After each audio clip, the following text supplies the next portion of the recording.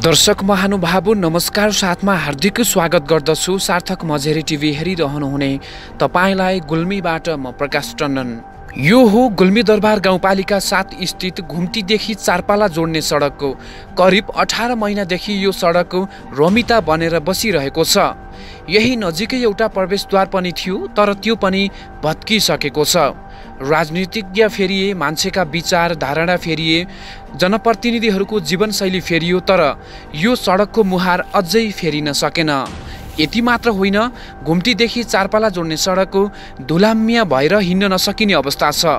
दिनहुदिन दुर्घटना बढिरहेका छन्। जनप्रतिनिधिहरू चिलियो गाडीमा हिँड्दा नदेखिएको भएर कष्ट नभोगेकाले ढिला सुस्ती भएको हो कि भन्ने आम जनमानसमा भ्रम पर्नु स्वाभाविक हो। यदि त्यसो होइन भने यो सडकको दुर्गति कहिलेसम्म यस्तै रहन्छ? जनप्रतिनिधिहरूको मात्र जीवनशैली फेरिने हो कि आम नागरिकको जीवनशैली पनि फेरिनुपर्छ? के भन्छन् त नागरिक अनि गुल्मी दरबार गाउँपालिकाले के भन्छ त? प्रस्तुत छ चासो गुनासो र जवाफदेही सहित गुल्मी दरबार गाउँपालिकाद्वारा आयोजित सार्वजनिक सुनवाई कार्यक्रममा नागरिकको आक्रोश।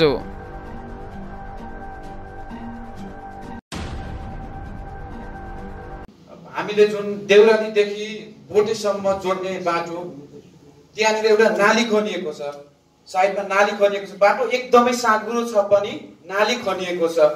त्यो मापदण्ड भन्ने नियम छैन कि, अर्थात् त्यो लापरवाही कसको? गाउँमा पनि कुनै साक्षात्कार कार्यक्रम पनि छैन, कसैलाई थाहा छैन। हामी तलमाथि गर्दाखेरि त्यो देखियो अनि स्टप गरियो। खास त्यो कमजोरी के हो, कसको? अनि दोस्रो कुरो, घुम्तीदेखि ठुला पोखरा हटियासम्म जोड्ने बाटो त्यो राम्रोसँग सफा पनि गरिएको छैन। यहाँ शुभकामना धेरैले दिनुभयो, नयाँ वर्षको सुस्वास्थ्य पनि त्यसभित्र पर्यो। हामी कसरी सुस्वास्थ्य हुन सकियो कि त्यो देख्नेको लागि पनि रमिता बनेको छ त्यो बाटो। त्यो रमिता भित्र पनि धुलोमा चुर्लुम्म डुबेर यो स्वास्थ्य कहिलेसम्म खराब गर्ने हामी आम नागरिकले? कृपया यसको जवाफ दिनु होला। अनि दोस्रो कुरा, एउटा देउराली गाई फर्म छ, त्यहाँनिर शिवशक्ति दुध डेरी तथा गाई पालन केन्द्र छ। त्यहाँको एउटा रिपोर्टिङ गरेको थिएँ मैले। ओडाले अर्थात् गाउँपालिकाले त्यति हामीलाई चासो दिएन भनेर भन्नुभएको थियो। मसँग भिडियो फुटेज सुरक्षित छ। हामीले यसरी गाउँघरका समस्याहरू, एउटा मिडियाकर्मी भएको नाताले पनि गाउँघरका समस्याहरू उठान गर्दै गर्दाखेरि हरेक ओडाले पनि त्यो समाधान गरिदियो भने, त्यही भिडियो रिपोर्टको आधारमा समाधान गरियो भने नागरिकहरूलाई धेरै सहज हुने थियो कि? कृपया यसबारे पनि ध्यान आकर्षण गर्न चाहन्छु। र दोस्रो कुरा, घर घरमा ज्येष्ठ नागरिकको गुनासोहरू धेरै आए। मैले साक्षात्कार पनि धेरै गरेको थिएँ, कुराकानी पनि धेरै गरेको थिएँ। हाम्रा समस्या धेरै छन्, तर भोट हाल्ने बेलामा मात्रै घर घरमा दैलो दैलोमा हात जोडेर आउनुभयो, तर हाम्रो समस्या समाधान भएन भन्ने गुनासो छन्। कृपया यो गुनासोलाई कसरी समाधान गर्न सकिन्छ र सहज कसरी बनाउन सकिन्छ कि ज्येष्ठ नागरिकको लागि पनि त्यस्तो केही सेवा सुविधा छ कि? कृपया वडा अध्यक्षज्यू समक्ष यो पनि ध्यान आकर्षण गर्न चाहन्छु। धन्यवाद। अर्को प्रकाश टन्डनज्यूले राख्नु भएको थियो, देउरालीदेखि बोटेसम्म जोड्ने मोटर बाटो सानो नाली राखिएको। यसमा हाम्रो प्राविधिक विक्रम अथवा हाम्रो राजुलाई यसको सहजीकरण गरिदिनुको लागि म अनुरोध गर्छु। त्यो क्वेसनको लागि एकैछिनपछि एन्सर दिनु होला। खास त्यसको मुख्य उद्देश्य चाहिँ अब बर्खामा आउने पानी कटाउने बाटो चाहिँ ठाडो भएको हुनाले कच्ची नाली मात्रै खनिएको जस्तो मलाई लाग्छ। त्यो चाहिँ रोजगार शाखाले खनेको, त्यति नै हो। धन्यवाद। अब त्यो प्रधानमन्त्री रोजगार कार्यक्रम अन्तर्गत त्यो पुरानो जुन बाटो भलहरू थियो, त्यो भलहरूलाई व्यवस्थित गर्नको लागि, भल व्यवस्थापन गर्नलाई हामी त्यो प्रधानमन्त्री रोजगार कार्यक्रमका मान्छेहरू लगाएको।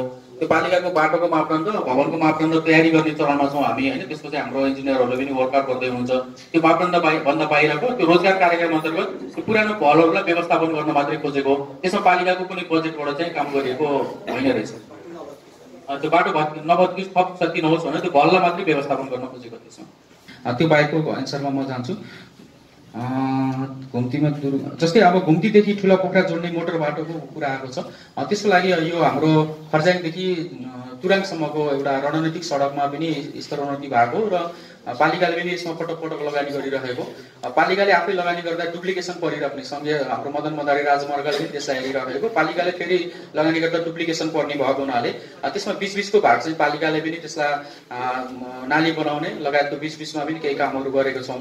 र यो वर्ष चाहिँ रणनीतिक सडकमा पनि त्यो अस्ति प्रधानमन्त्रीज्यूले उद्घाटन गर्नुभएको सडकमा परेको छ र यो वर्ष 2 करोडको चाहिँ टेन्डर पिच गर्नको लागि टेन्डर भएको छ र हामी मदनगढ राजमार्गको हाम्रो शेरबहादुर कार्की ज्यूले पनि अनुरोध गर्नुभएको थियो उहाँ घुम्तीदेखि त्यसलाई पिच अगाडि बढाउने भनेर त्यसको लागि हामी त्यहाँ रिक्वेस्ट गरेको छौँ र त्यो स्तरोन्नति हुने क्रममा भएको हुनाले पालिकाले डबल लगानी गर्नको लागि त्यो राज्यको अनावश्यक खर्च पनि हुने भएको हुनाले अब केही समय अब किनभने विकास त्यो गाडी उडिराखेको छ धुलो छ त्यो चाहिँ हामी तानसेन तमघासको सडकमा पनि लामो समयसम्म धुलो खाँदै आएकै हो केही समय चाहिँ धैर्य गरी त्यो बाटो चाहिँ स्तरोन्नति हुने क्रममा छ त्यस्तै घुम्तीमा जुन हाम्रो अहिले पहिरो गइसकेपछि अलिकति त्यो टर्निङ लिँदाखेरि गाडी एक्सिडेन्ट हुन सक्ने सम्भावना देखियो एक दिन हामी अध्यक्षज्यू र हामी तल जाँदा पनि बाटोमा हाम्रो गाडीले पनि अलिकति टर्निङ लिनलाई समस्या देखिसकेपछि त्यहाँ दुर्घटनाबाट तत्काल जोगाउन पर्छ भन्ने आवश्यकतादेखि हामी तत्काल कतिवटा बजेट व्यवस्थापन गरेर 6,20,000 को त्यहाँ कम्तीमा एउटा एक्सिडेन्ट रोक्नको लागि तारबार लगाउने भनेर टेन्डर गरेर त्यो टेन्डर हिजो ओपन भएको छ हामी छिटै सम्झौता गरेर त्यसलाई शीघ्र चाहिँ त्यो तत्काल एक्सिडेन्ट रोक्नको लागि त्यो घुम्तीको तारबार चाहिँ गर्ने काम चाहिँ अगाडि बढाउँदैछौँ त्यस्तै अर्को उहाँले जिज्ञासा राख्नु भएको थियो शिवशक्ति गाई फर्म त्यसको लागि अघिल्लो आर्थिक वर्ष 75-76 मा प्रदेश सरकार र गुल्मीदरबार गाउँपालिकाबाट 15 लाख रुपियाँ चाहिँ त्यो गाई फर्मको लागि अनुदान दिएको थियो र हामी समय समयमा त्यो गाई फर्मको हामी अनुभवमा जाँदाखेरि व्यक्ति भेट्नुहुन्न व्यक्ति नभेटेको अवस्थामा हामी त्यहाँको प्रस्तुति सबै भेटेको छौँ हाम्रो पशु शाखाको पनि शाखा प्रमुख जानु भएको छ हामी पनि गएर समग्र स्थितिको बारेमा बुझेको छौँ र त्यसको लागि हामी गत वर्ष अनुदान दिएको र यो वर्ष पनि हामी अनुदानमा नपरेको आगामी वर्षमा हामी कृषकहरूलाई के प्रमोट गर्न सकिन्छ भन्ने विषयमा हामी माथि मन्त्रालयमा पनि कृषिको लागि चाहिँ समन्वय गरेका छौँ आगामी वर्षको नीति तथा कार्यक्रममा समावेश नभएका कृषकहरूलाई अथवा कृषि क्षेत्र पशु क्षेत्रमा हामी के गरिन्छ भन्ने विषयमा त्यो कार्यक्रममा समेट्ने नै छौँ त्यस्तै ज्येष्ठ नागरिक संघको गुनासोको कुरा गर्नुभएको थियो हामी गुल्मीदरबार गाउँपालिकाले ज्येष्ठ नागरिकहरूको 60 वर्ष पुगेका ज्येष्ठ नागरिकहरूको परिचय पत्र निरन्तर दिइरहेका छौँ आउन बित्तिकै हामी 5 मिनटमै उहाँको परिचय पत्र जारी गरिदिन्छौँ र परिचय पत्रको आधारमा यो ज्येष्ठ नागरिकलाई सहुलियत दिने सम्बन्धमा नेपाल सरकारको नीति अनुसार केही सार्वजनिक यातायातहरूले सुविधा पनि दिएको रहेछ हिजो मात्रै हाम्रो एकजना ज्येष्ठ नागरिक परिचय पत्र हराएर प्रतिलिपि लिन आउनु भएको थियो गुल्मीदरबार गाउँपालिका एकजना नागरिक अनि किन प्रतिलिपि लिनुभयो आमा भनेर सोद्धाखेरि मलाई बुटोलमा चाहिँ हामीलाई यातायातमा हिँड्दाखेरि डिस्काउन्ट दिन्छ त्यही भएर चाहियो भनेर आउनु भएको थियो त्यस्तै हामीले गाउँपालिकाले पनि अब ज्येष्ठ नागरिकलाई के गर्न सकिन्छ भन्ने विषयमा हाम्रो अध्यक्षज्यू उपाध्यक्षज्यू म आफै सबै ज्येष्ठ नागरिकहरूलाई सम्मान गर्नको लागि पालिकाको सबै वडाहरूमा पुगेर 80 वर्ष 85 वर्ष 90 वर्ष माथिका ज्येष्ठ नागरिकहरूसँग छलफल गरेका छौँ उहाँको चासो गुनासो प्रतिक्रिया हामी टिपोट गरेर लिएर आएको छौँ र आगामी आर्थिक वर्षको नीति तथा कार्यक्रममा उहाँहरूलाई लक्षित गरेर पक्कै पनि केही कार्यक्रमहरू आउँछन् त्यो हजुरहरूले नीति तथा कार्यक्रम सम्म धैर्य गरिदिनको लागि अनुरोध गर्न चाहन्छु पेश भएको गाउँपालिकामा आएको दोधर तालिमको कुरा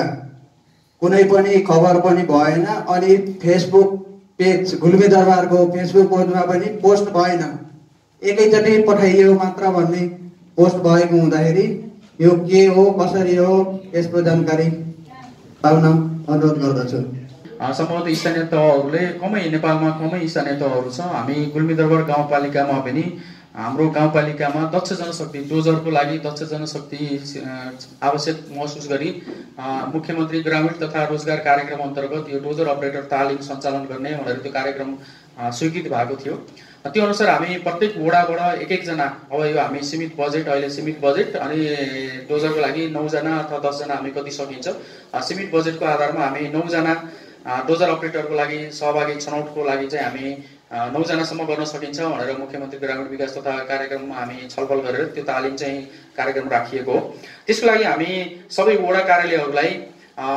एकजना वडाबाट उत्कृष्ट जो व्यक्ति छ सवारी चालक अनुमति प्राप्त व्यक्ति भयो भने सिक्नको लागि सजिलो हुन्छ भनेर हामी 77/10/28 गते चलानी नम्बर 1091 बाट सबै वडा कार्यालयहरूलाई पत्रचार गरेका थियौँ एकजना सहभागी छनौट गरी पठाइदिनु न भनेर अनि वडा कार्यालयबाट सबै 7 वटा वडा कार्यालयबाट एक जना सहभागी उहाँहरूले छनौट गरेर पठाइदिनु भयो 2 जना चाहिँ हामी वडाबाट सम्बोधन हुन नसकेको गाउँपालिकाको अध्यक्षज्यूले चाहिँ त्यसलाई समावेश गर्ने भनेर हामी समितिमा छलफल गरेका थियौँ 2 जना हाम्रो गाउँपालिकाको अध्यक्षज्यूले छनौट गरेर 9 जना चाहिँ हामी सहभागीहरू त्यसरी पठाएको हो त्यसमा चाहिँ हामी अब सबैलाई सूचना दिँदा सबैलाई व्यवस्थापन गर्न नसकिने वडाले चाहिँ सबैलाई त्यो जानकारी दिनुभएको छ वडाबाट हाम्रो छनौट गरेर पठाएको हुनाले त्यसरी चाहिँ सहभागी पठाइएको छ र डोजर अपरेटर तालिम सम्पन्न गरेर फर्किनु भएको छ र छुट भएको फेरि नागरिकहरूलाई आवश्यकता अनुसार फेरि अरू कार्यक्रममा हामी त्यसलाई आबद्धता गर्नेछौँ।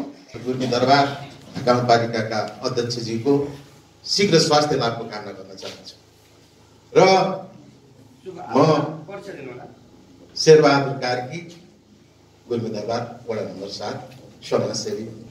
मेरा हुन त अब यहाँ 3वटा भन्दा बढी नराख्ने प्रश्नहरू भन्ने कुरो भयो। मेरा 6-7 वटा जिज्ञासा र सुझावहरू छन्। म धेरै समय दिँदैन, म संक्षेपमा राख्न चाहन्छु र म यहाँको नागरिक र उपभोक्ता भएर काम गर्दै गर्दा केही कठिनाइहरू परेका विषयलाई म यहाँ उजागर गर्दैछु।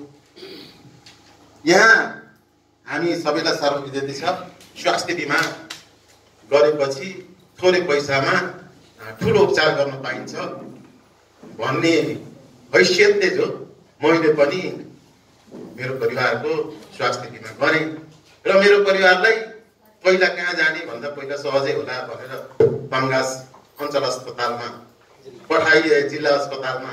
तर त्यहाँ गइसकेपछि अलि राम्रो हुन्छ कि भन्दा त यहाँ यो स्वास्थ्य चौकीमा भन्दा पनि अलि यसो उसो गरेर हैन एउटा पातसिटामोल दिएर पठाइयो र अलि राम्रोसँग गर्न सकिएन। र म यहाँ हाम्रो स्वास्थ्य संयोजकसँग के आग्रह गर्न चाहन्छु भने हामी बिमा गरेका नागरिकहरूले यो अनि त्यहाँबाट अन्त सिफारिस गर्न भन्दा पनि अलि उहाँहरूलाई नै सिफारिस गर्न मान्ने नै, उहाँहरूले अलि बढी दुःख दिने, अलि बढी भिडभाड हुने गर्दाखेरि अलि यो नगरौँ कि जस्तो महसुस जस्तो लागेको छ। र म के आग्रह गर्न चाहन्छु भने बिमारी भएकाले पाल्पा, बुटवल, काठमाडौँ, भैरुवा जहाँ गएर पनि आफै त्यो उपचार गर्न पाउने कार्यक्रमलाई अघि बढाइदिनु हुन र आग्रह गर्न चाहन्छु।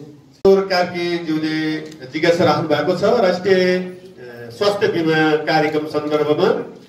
उहाँको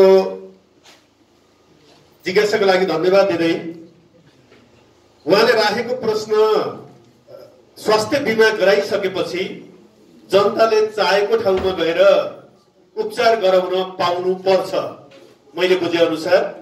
र अहिले राष्ट्रिय स्वास्थ्य बिमा ऐन अनुसार स्वास्थ्य बिमा गरेका सेवाग्राहीको लागि उपचार गराउन पहिलो बिन्दु सरकारी स्वास्थ्य संस्था, त्यसपछि सोही स्वास्थ्य संस्थाले आवश्यकता ठाने अनुसार पेर्सन गरेको ठाउँमा गइसकेपछि निशुल्क बिमाको समय सीमाभित्र रहेर उपचार पाउने हो। र उहाँले राखेको जिज्ञासा अनुसार समस्या समाधान गर्नको लागि स्वास्थ्य बिमा सम्बन्धी ऐन कानुनमै संशोधन गर्नुपर्ने भएको हुनाले उहाँको सुझावलाई आजको यो कार्यक्रम मार्फत राष्ट्रिय स्वास्थ्य बिमा सम्म पुर्याउनको लागि स्वास्थ्य शाखा मार्फत पहल कदमी गर्ने प्रतिबद्धता व्यक्त गर्दछु। धन्यवाद। दोस्रोमा म यो हाम्रो विगतमा यो घुम्टीदेखि चारपाला जाने बाटो बन्ने क्रममा धेरै जनताहरूले दुःख पाइयो, गाडीहरू चिप्लो, पानी परेको अवस्था थियो। र म के आग्रह गर्न चाहन्छु भने यो ठेकदारले गर्ने योजनाहरूमा कमसेकम पनि हाम्रा उपभोक्ताहरूले यो हाम्रो काम होइन, यो ठेकदारले गर्ने काम हो, त्यतातिर हेर्नु पर्दैन भन्ने जुन एउटा मानसिकता छ, यो सुझाव पनि हो मेरो। त्यसलाई यो हाम्रो पनि हो, हाम्रै सम्पत्ति हो, जहाँबाट आए पनि केन्द्रबाट आओस्, प्रदेशबाट आओस् होइन, अनि जहाँबाट आए पनि भनेर कमसेकम त्यहाँको उपभोक्ताहरू, त्यहाँको वडा समितिका साथीहरू, त्यहाँका पार्टी प्रतिनिधिहरू सबैको एउटा अनुगमन समिति गठन गरेर त्यो कार्यक्रमलाई कमसेकम समय समयमा यसो अनुगमन गर्ने हेर्ने यो हाम्रो सम्पत्ति यो कस्तो बन्दैछ भन्ने एउटा टिम यो गाउँपालिकाले बनाइदिनेछ भन्ने म आशा गर्न चाहेँ। र तेस्रो म पहिलो यस्तै कार्यक्रममा पनि भनेका थिएँ कि यो गुल्मी दरबारमा यो दसैँको क्रममा बाटो सोर्ने क्रममा ठुलो चाहिँ यहाँको पैसो लगानी भइरहेको छ प्रति वर्ष र म अहिले पनि आग्रह गर्न चाहेँ कि यो गुल्मी दरबारले आउँदो समयमा एउटा डोजर किनेर सधैँभरि यहाँ त्यो सञ्चालन गरोस् र त्यो डोजर गाउँपालिकाको आफ्नो सम्पत्ति पनि हुनेछ भन्ने आग्रह गर्न चाहेँ।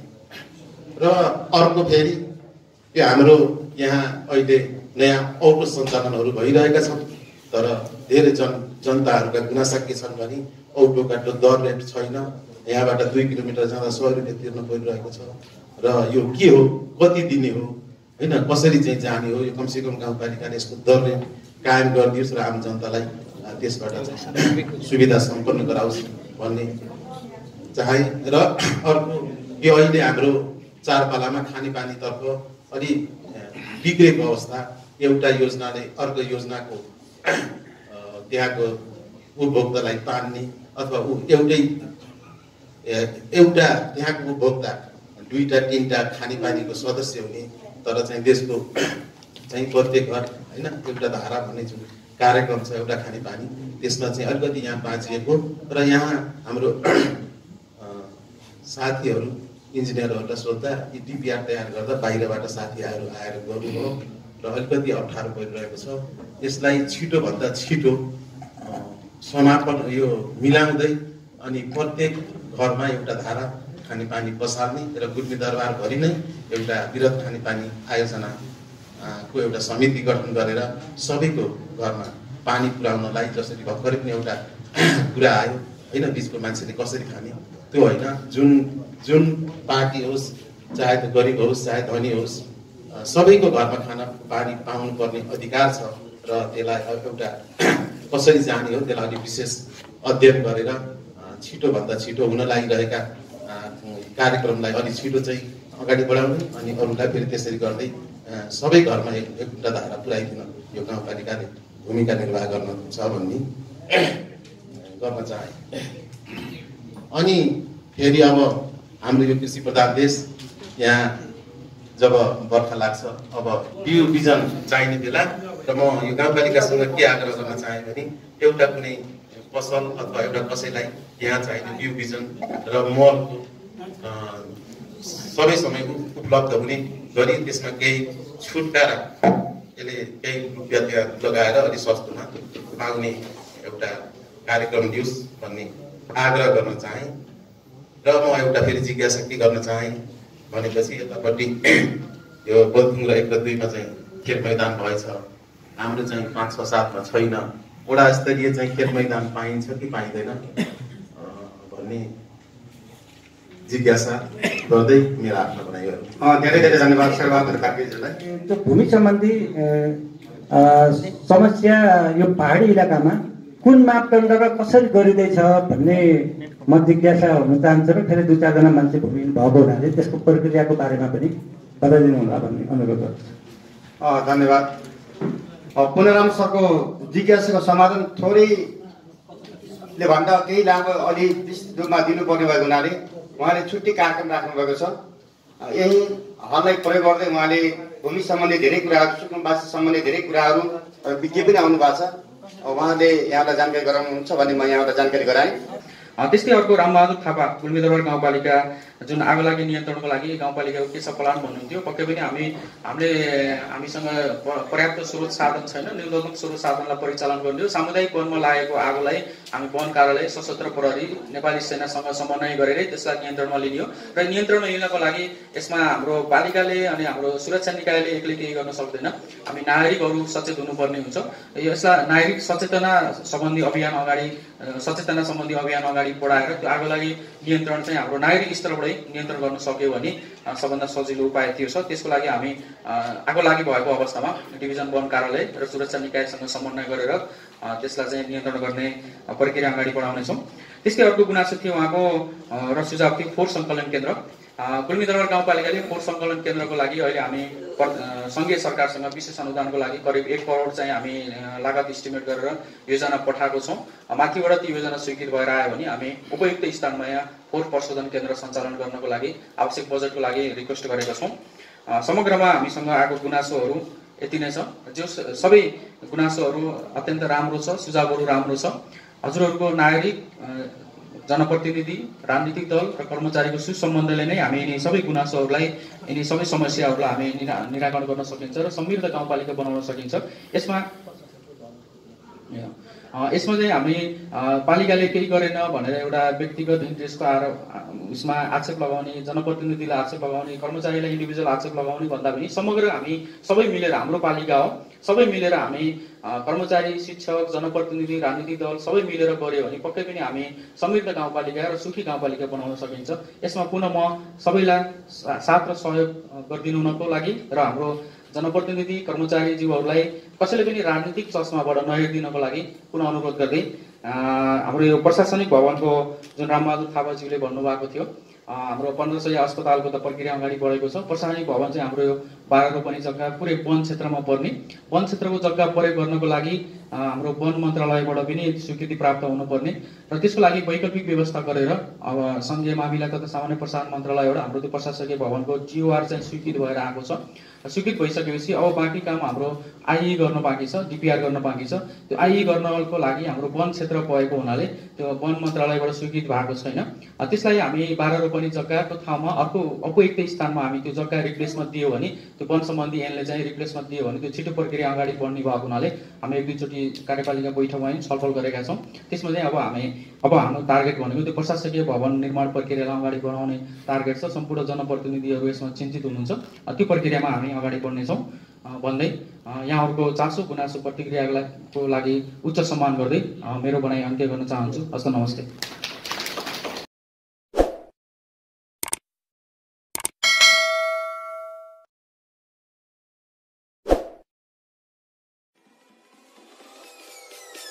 Peace.